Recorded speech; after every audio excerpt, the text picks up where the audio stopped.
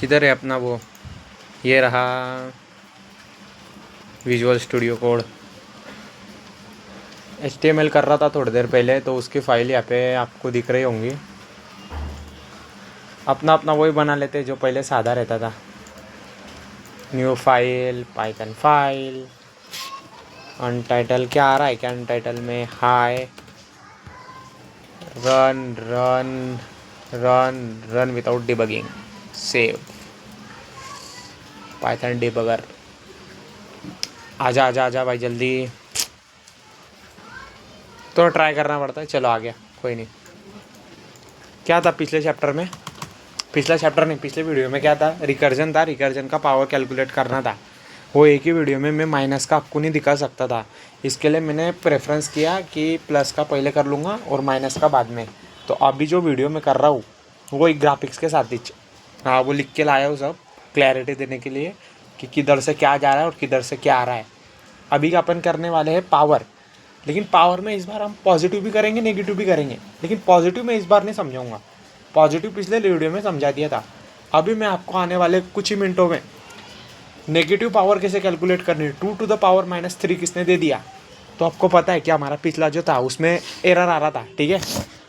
चलो लिखना चालू करो। देखो फंक्शन लगेगा, रिकर्जन है, पावर लेना पड़ेगा। कुछ दो अपने को 2⁵ करना है ना, तो दो वेरिएबल लगेंगे। ये बहुत बेसिक है, घड़ी घड़ी नहीं बोलूँगा। इफ़ n = 0, अगर कोई आया है नया आया है इसमें, डायरेक्ट इस वीडियो पे जंप किया है, तो मैं आपको बता दूँ, आप पिछला वीडियो देख लो। पिछले वीडियो के पहले भी आप फंक्शन से देखो, फंक्शन से देखो। पहले फंक्शन समझो, फंक्शन के बाद रिकर्जन क्या है वो समझो, उसके बाद करते करते इस वीडियो पे आओ। डायरेक्ट इस वीडियो पे आओगे ना तो आपको कुछ नहीं समझेगा कि क्या हो रहा है। जो इधर अभी देख रहे हैं उनको सब समझ रहा होगा कि क्या चल रहा है क्या नहीं।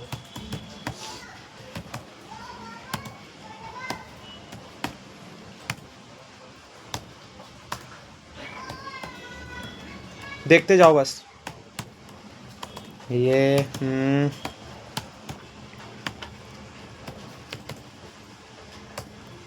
रिटर्न करना पड़ेगा ना।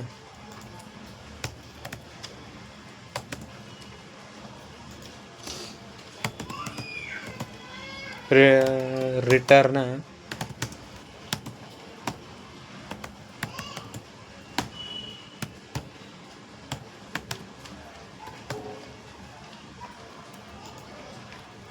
पावर थोड़ी फंक्शन है अपना, POVW फंक्शन है ना। इनपुट हमेशा इंटीजर में लेना ना, क्योंकि पाइथन में ये बिल्ट इन होता है कि अगर हमने INT यहाँ पे नहीं लगाया तो वो एज अ स्ट्रिंग लेता है।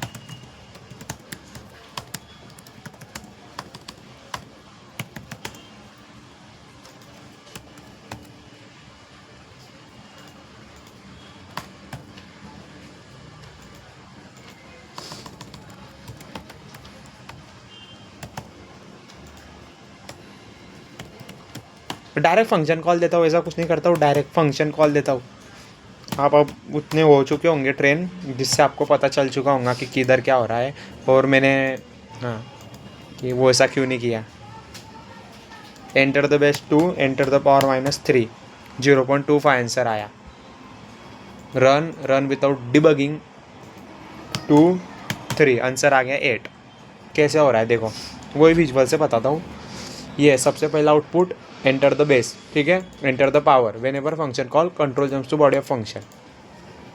देखो सबसे पहले अब x में क्या है, x में हमको कितना दे के रखा है, 2 दे के रखा है। n में कितना है, -3 है। ये कंडीशन फेल होंगी, -3, ये कंडीशन ट्रू हो जाएंगी। यहाँ पे इक्वेशन क्या बनेंगी, 2 × 1/1। अब ये जो कॉल है वो किसके लिए जाएगा, -3 के लिए। देखो ऑलरेडी मैंने माइनस रखा है ना, ऑलरेडी पहले माइनस ऑलरेडी बाहर रखा है। n में -3 है तो माइनस माइनस प्लस। तो अब हमारा एक्चुअल का सब कुछ बन चुका है। अब कॉल किसके लिए गया, 2⁻³ के लिए, यानी कि अब कितना हो गया, 3 हो गया। ये फेल आया, वही आएगा 2 × अब किसके लिए कॉल जाएगा, पावर ऑफ, वैल्यू तो 2 है, n में 3 है, 3 - 1 2। अब ये इसके लिए कॉल गया, अब n में 2 आया, एलिफ फॉल्स n-1, यहाँ पे कितना आएगा 1 आएगा, फिर से फंक्शन कॉल गया, यहाँ पे 1 आएगा, ये फॉल्स ये आएगा 0, अब n में 0 आया, रिटर्न 1 कर दिया। अब वो ऊपर जाते जाते वो ग्राफिक्स से समझेगा, ओरली नहीं समझ सकता, वो किसको भी नहीं समझेगा। गूगल का भी एम्प्लॉय लाया तो उसको ओरली रिकर्जन नहीं समझता है, उसको भी कुछ ना कुछ करना पड़ता है। तो लाया हूँ मैं विजुअल लाया हूँ जिसके मदद से आपको समझाता हूँ। ये तो मैंने अभी आपको सिर्फ ओरली बताया क्या होता है। चलो विजुअल कहाँ पे रखे थे मैंने, फाइल एक्सप्लोरर में रखा था, ये है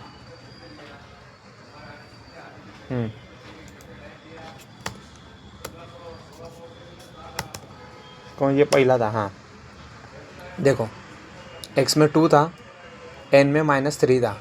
अकॉर्डिंग टू द गोल मतलब कोड, ये पूरा अपना फंक्शन की बॉडी, ये मैंने वही से लिखा है जैसे अपना कोड था पीछे, है ना। तो ये तो आपको बहुत बेसिक, ये तो समझा ही होगा कि कहाँ से आई है, इतनी बॉडी कहाँ से आई, ये तो हमारा कोड ही है ना भाई। x में 2, n में -3, ये देखो फंक्शन का call, control jump to body of function, यहाँ पे गया, x में 2 रिसीव हुआ, n में -3। हाँ अब देखो, अब डिबगिंग समझाता हूँ आपको। ये देखो, नहीं या पहले यहाँ पे, हाँ ये थोड़ा मेन है, इस पर मैंने पूरी का सब कुछ लिखा है, और जब इसकी समरी है ना, वो इसकी समरी यहाँ पे है, ठीक है। तो यहाँ पे शुरू करते हैं, फिर वहाँ जाते हैं। देखो when for main function call, main function, what is main function, ये मेन फंक्शन का कॉल, देखो it is a main function, ये मेन फंक्शन का कॉल। n की वैल्यू अब -3 है, तो देखो इफ़ में -3 चेक होगा, कंडीशन फॉल्स हो जाएंगी, एलिफ में कंडीशन ट्रू हो जाएंगी, होंगी क्या नहीं, देखो -3 छोटा है ना 0 से, हाँ। तो अब इक्वेशन क्या बनेंगी, 2 into 1 upon power of 2 into minus of -3, ये 2 into 1 upon power of 2 into minus of minus, यानी -3 यानी +3, कुछ इस प्रकार से देखो। अब ये एक और फंक्शन कॉल है, फंक्शन कॉल कहीं से भी दो, कुछ भी इक्वेशन लगा के दो, फंक्शन कॉल है यानी फंक्शन कॉल। आपने अगर कुछ फंक्शन के बाहर दिया या फंक्शन के अंदर दिया, कुछ भी दिया, लूप में दिया, फंक्शन के आपने रिक्वायरमेंट पूरी की है, उसने 2 आर्गुमेंट बोला तो आपने 2 पास किया, बस वो किधर से भी आओ फिर फंक्शन कॉल होता ही है। तो ये इक्वेशन के नीचे था, लेकिन function call is the function call. तो देखो x में माइनस हो गया प्लस, तो अब किस इक्वेशन बनी, ये 3। अब ये फंक्शन कॉल गया, x में तो 2 है एज इट इज़ है, उसको हम छेड़ नहीं रहे, n में +3। देखो इफ़ फॉल्स हुआ, अब इस बार एलिफ भी फॉल्स होगा, क्योंकि अब n में -3 की जगह +3 हो चुका है, minus of minus plus, 2 into equation कुछ ऐसी बनेंगी। अब हमारा वही पिछले वाला कोड, n में कितना है, व्हाट इज n में है 3, पहले -3 अब 3 बन चुका है। अब ये फॉल्स, ये इधर आया, 2 इंटू पावर ऑफ 2 - 3 - 1, 2 इंटू 3 - 1, मतलब 2, 3 - 1, 2 इंटू पावर ऑफ 2 इंटू 3, 2, 3 - 1, तो कैसी बनी, 2 इंटू पावर ऑफ 2, 2। ये और एक फंक्शन कॉल है, अनदर फंक्शन कॉल, ठीक है। बॉडी ऑफ फंक्शन पे गया, इस बार n में रिसीव हुआ 2, इस बार n में रिसीव हुआ 2, x में क्या रिसीव हुआ था, x में तो 2 था मना। इफ़ फिर से फॉल्स हुआ, एलिफ भी फिर से फॉल्स हुआ कि नहीं गाइस, देखो इफ़ फॉल्स एलिफ भी फॉल्स, एल्स में गया, n में अब 2 रिसीव हुआ, कहाँ से, ये देखो ये इक्वेशन कहाँ से बनेगी, 2 इंटू पावर ऑफ फंक्शन का नाम, पैरेंथेसिस में 2, n-1, यानी x में तो 2 है, 2, n-1, n में इस बार 2 है, तो कैसी इक्वेशन बनी, देखो ऐसी, 2 इंटू पावर ऑफ 2 पैरेंथेसिस में 2 - 1, यानी 2, 1, ये अनदर फंक्शन कॉल। फिर से बॉडी ऑफ फंक्शन पे गया, इस बार n में 1 आया, वही बिल्कुल वही हुआ, if false elif false, equation कैसी बनी, 2 इंटू पावर ऑफ 2 n-1, ये देखो n-1, n में क्या है 1, n-1, तो इक्वेशन ये बनी। ये भी और एक फंक्शन कॉल है, देखो नाउ n की वैल्यू अब 0 हो चुकी है, एन की वैल्यू 0 के लिए हमने रिकर्जन की बेस कंडीशन क्या दी थी, एन अगर 0 हो जाए तो रिटर्न 1 कर दो, ठीक है। एन जब 0 हुआ तो रिटर्न 1, वही लिखा है मैंने नीचे। मीन्स जब एन की वैल्यू 0 हुई तो हमने क्या कर दिया, रिटर्न 1। किसको किया रिटर्न 1, एन इक्वल टू 1 को कर दिया। एन इक्वल टू 1 को, अब आपको मैं उदाहरण देके समझाऊँ तो कैसे समझा सकता हूँ इसको। जब एन की वैल्यू अगर जब 0 हुई तो रिटर्न 1 कर दो टू एन इक्वल टू 1। जब आपका बर्थडे आया, यानी एन इक्वल टू 0 का आप अपना बर्थडे समझो, जब आपका बर्थडे आया देन रिटर्न गिफ्ट नहीं, आप थोड़ी रिटर्न करूँगी, आपको तो गिफ्ट मिलेंगे ठीक है, कोई बात नहीं, ठीक है। तो देखो एन की वैल्यू 0 हुई, रिटर्न 1 किसको करना है, एन इक्वल टू 1 को। आप सोचोगे यार एन इक्वल टू 1 को कैसे, एन इक्वल टू 1 को कैसे, आप इसे सोच सकते हो। देखो भाई, एन की वैल्यू में 1 थी, सही बात है कि नहीं, हाँ। तो जब एन की वैल्यू में 1 था सॉरी, अब आप ऐसा समझो एन की वैल्यू में 1 है, बस इसको ध्यान से समझो। तो 1 0 के इक्वल तो बिल्कुल नहीं है, तो अब रिटर्न क्या होगा, 2 इंटू वही 2 इंटू 1 अपॉन पावर ऑफ, इस पे हाँ, 2 into power of 2 comma 1 minus 1, क्योंकि n में 1 है। अब n में 0 आया तो रिटर्न 1 कर दिया, n में जब 0 आया तो रिटर्न 1 कर दिया। किसको रिटर्न 1 किया, n इक्वल टू 1 को। n इक्वल टू 1 को n इक्वल टू 0 ने 1 रिटर्न कर दिया। क्या बोला मैं, n इक्वल टू 0 ने n इक्वल टू 1 को 1 रिटर्न कर दिया। ये देखो कितना रिटर्न किया उसने, 1 रिटर्न किया। तो 2 इंटू 1 2। अब देखो इसका यहाँ से समझेगा, n इक्वल टू 0 ने रिटर्न कर दिया 1 2 n इक्वल टू 1। देखो 2 इंटू 1 2, हाँ। अब n इक्वल टू 1 ने n इक्वल टू 2 को 2 रिटर्न कर दिया। ये n इक्वल टू 1 ने n इक्वल टू 2 को 2 रिटर्न कर दिया, तो 2 2 ज़ा 4। अब n इक्वल टू 2 ने n इक्वल टू 3 को 4 रिटर्न कर दिया। n इक्वल टू 2 ने n इक्वल टू 2 ने ये, यानी कि देखो n इक्वल टू 2 ने, ये इसका आंसर क्या था, 2 ने n इक्वल टू 2 ने n इक्वल टू 3 को 4 रिटर्न कर दिया। देखो 4, तो कितना आया, 2 इंटू 4 8। अब n इक्वल टू 3 ने n इक्वल टू 3 ने n इक्वल टू -3 को क्या रिटर्न किया, ये देखो n इक्वल टू -3 क्या रिटर्न किया, 8। तो इक्वेशन कैसी बनी, 2 इंटू 1/8, तो आंसर आया 0.25। अब इसके ऊपर तो कोई था ही नहीं, तो ये देखो n की जगह कितना आ गया, n की जगह -3 था, 2 इंटू 1/8 आ गया, 0.25 आया, और आंसर अपना मेन आंसर पास हो गया 0.25। ये देखो और एक बार शॉर्ट में समझाता हूँ। आपको तो पता है हमने x की वैल्यू 2 दी थी, n की वैल्यू -3 दी थी। तो जब n की वैल्यू -3 हुई तो इक्वेशन कैसी बनी, 2 into 1 upon power of 2 comma minus of -3। अब n की वैल्यू -3 है, कितनी है, -3। लेकिन ये इक्वेशन से कैसा बन जाएगा, माइनस ऑफ माइनस +3 बन जाएगा। अब ये आया, ठीक है, हाँ। अब n की वैल्यू 3 थी, इफ़ एलिफ फॉल्स हुआ तो कैसी बनी, 2 into power of 2 comma n-1, यानी कि 3 - 1 2। इसका आंसर भी हमको पता नहीं था, तो ये फंक्शन फिर से कॉल गया, अनदर फंक्शन कॉल।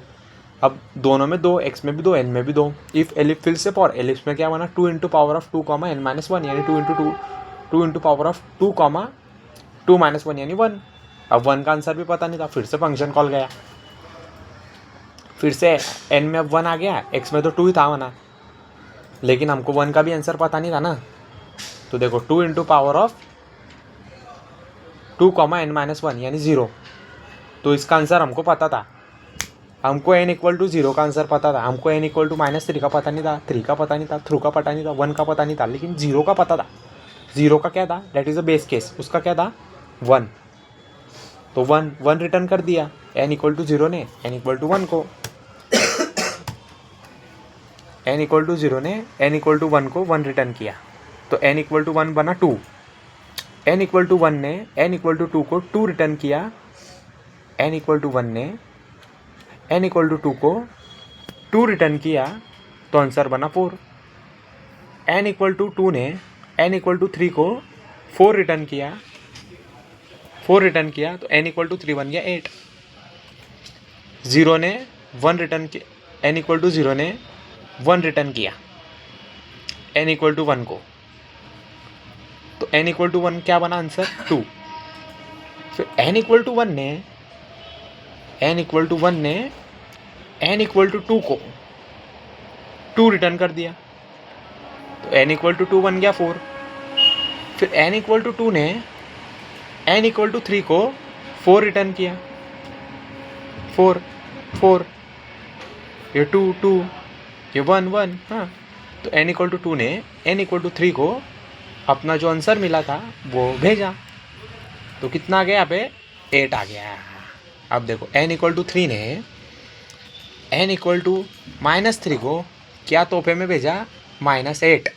इक्वेशन पहले बैक एंड के एंड में बनी रहेगी, आप ऐसा नहीं बोल सकते कि भाई यहाँ पे तो ये ऐसी इक्वेशन हुई और फिर बाद में ऐसी इक्वेशन क्यों लग गई, क्योंकि जब शुरुआत में हम ऊपर से नीचे आ रहे थे, टॉप टू बॉटम आ रहे थे, जब n की वैल्यू -3 थी तब ये इक्वेशन पाइथन के बैक एंड में ऑलरेडी लग चुकी थी। अब बेस केस से हम जब ऊपर जा रहे हैं तो जो पहले से बैक एंड में लगी थी वही कंडीशन अब यहाँ पे लगेंगी, यानी कि वो इक्वेशन लगेंगी। फिर से देखना अभी क्या बोला, जब टॉप से बॉटम आ रहे थे, जब n की वैल्यू -3 थी, तब ये इक्वेशन जिसको अभी मैं गोल कर रहा हूँ, देखो ये ऑलरेडी पाइथन के बैकएंड में लग चुकी थी। उसने बोल दिया था कि देख भाई n इक्वल टू -3 के लिए जो रहेगा ना ये इक्वेशन रहेंगी। हाँ, अब इसको बदलना मत। फिर n इक्वल टू जब 3 आया ना तो बोला देख भाई फिर ये रहेंगी, फिर 2 के लिए ये। तो जैसे बेस केस हिट हुआ, जैसे बेस केस अप्लाई हुआ, यानी n इक्वल टू 0, जब हमने बोल दिया रिटर्न 1 कर दे सीधा, तो वो ऊपर गया। जब n इक्वल टू -3 गया तो क्या बोला था, क्या कमिटमेंट किया था पाइथन के बैकएंड ने कि n इक्वल टू -3 में जब आएगा तो इक्वेशन ये रहेंगी। तो देखो उसको सुनना पड़ा आप, 2 × 1/8 यानी 1/4। 1/4 तो बचपन में निकालता था, 1-2 सेकेंड सेट में निकाले थे आपने फर्स्ट क्लास में 0.25। और इसके ऊपर तो कोई है ही नहीं, -3 के ऊपर कौन है, कोई नहीं है। हाँ, तो कितना है 0.25। तो ये आंसर आ गया हमारा। यहाँ पे रन करते हैं, रन विदाउट डिबगिंग करना पड़ेगा। आप कुछ भी डालो यहाँ पे, बस स्ट्रिंग मत डाल देना। स्ट्रिंग डालेंगे ना तो टाइप एरर आ जाएगा, क्योंकि बोलेंगे भाई ये तुम कुछ की कुछ दे रहे हो यहाँ पे। ये देखो वैल्यू एरर आ गया इंटीजर में। आप ही, हाँ मैं आपको क्या बता रहा था, अगर यहाँ पे आपने इंटीजर भी ये कर दिया ना, इंटीजर भी हटा दिया ना आपने, तो अंधे हो जाएंगे आपके नहीं मतलब। ये देखो रन कर दिया, रन कोड के हो जाएंगे। 2 डालो, कुछ भी डालो, आंसर आएगा ही नहीं। आप भ्रम में पड़ जाओगे क्या हुआ। देखो एक आपको बताता हूँ एक चीज, देखो enter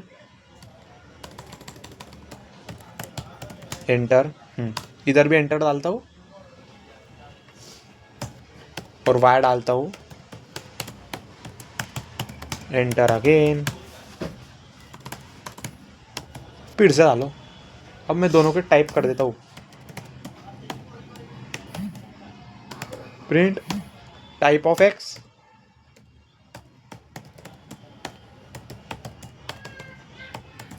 print type of y, enter. दोनों में 2 डालता हूँ। देखो पहले में वो इंटीजर है, दूसरे में वो स्ट्रिंग है। कैसे पता चला क्या, इंटीजर जब डिक्लेयर करे ना तो वो इंटीजर ही बताएगा, लेकिन कुछ नहीं डिक्लेयर करे इंटीजर तो वो क्या बताएगा हमको, type of y equal to string. यहाँ पे अगर आप कुछ भी फ्लोट लगा दो, फ्लोट,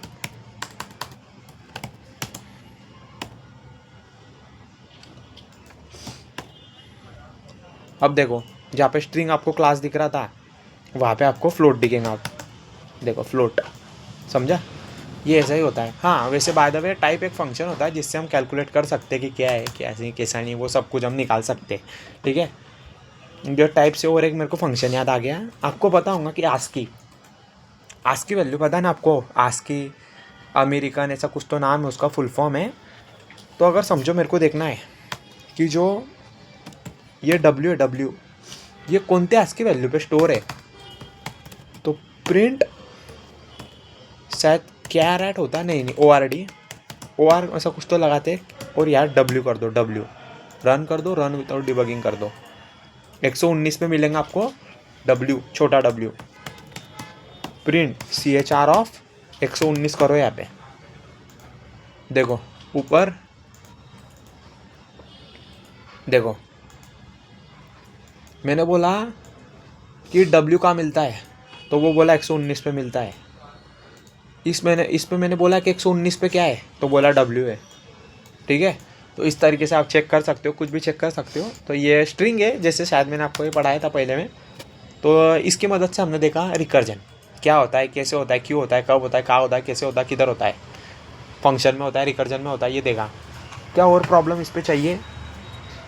करीब करीब मेरे हिसाब से GCD किया है, फैक्टोरियल किया है, फिबोनाची किया है, पावर किया है, उसके बाद 4 एक तो हुए ही है। क्या और चाहिए? अगर हाँ चाहिए तो डाल दो चाहिए। क्या DSA चाहिए?